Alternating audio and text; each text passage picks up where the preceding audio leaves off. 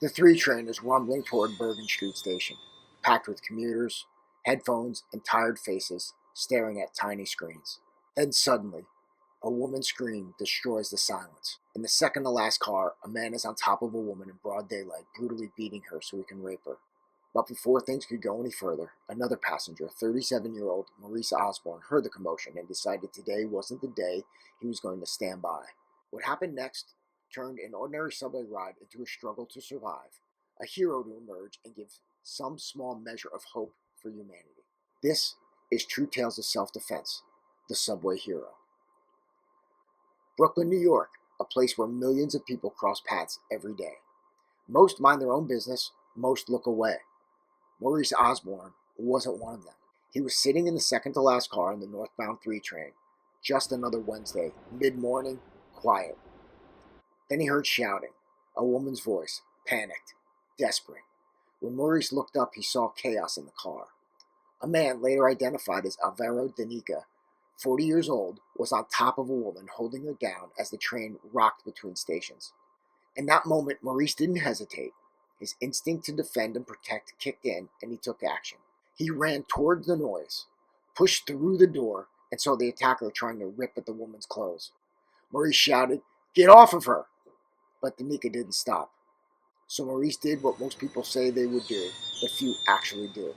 He jumped in. Maurice grabbed Danica and threw him off the woman.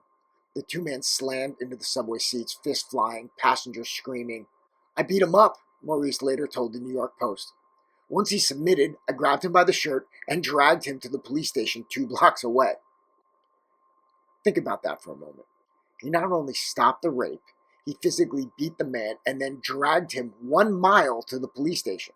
He wasn't a cop, wasn't a fighter, just a regular guy who refused to let someone be hurt on his watch. When the train pulled into the Bergen Street station, Maurice still had Danica pinned, blood on his forehead, hands shaking, adrenaline pumping. Maurice recalled, "I just picked him up and tried taking him to the police precinct, and she was following and crying. Once we got there, she thanked me." Reporters later asked why he did it. His answer was simple. "There are no cameras, no token booth. There's nobody down there. If I didn't step in, it would have been all over for her." Maurice suffered a cut to his head during the fight and got 6 stitches, but he refused medical attention until he knew the victim was safe. In a city known for bystanders, that day, 1 man stepped forward. Maurice Osborne did what most people don't. He took action. He didn't wait for the police. He didn't freeze. He saw someone in immediate danger and made the decision to intervene. Now here's the truth. Stepping in like that is dangerous. It could have gone either way. But Maurice's instinct and his willingness to act made the difference between tragedy and survival.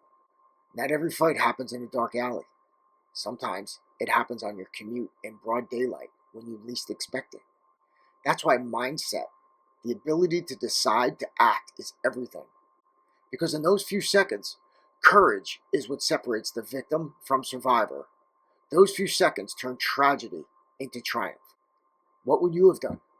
If you believe what Maurice did was heroic, smash that like button, share this story, and subscribe for more true tales of self-defense.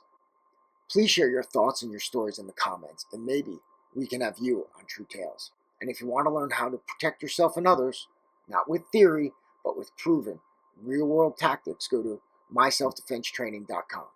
Because courage is a choice, and you make that choice every day. When you choose to prepare, even just a little, it goes a long way to making the right choice. A goal without a plan is just a wish. Until next time, stay safe and train honestly.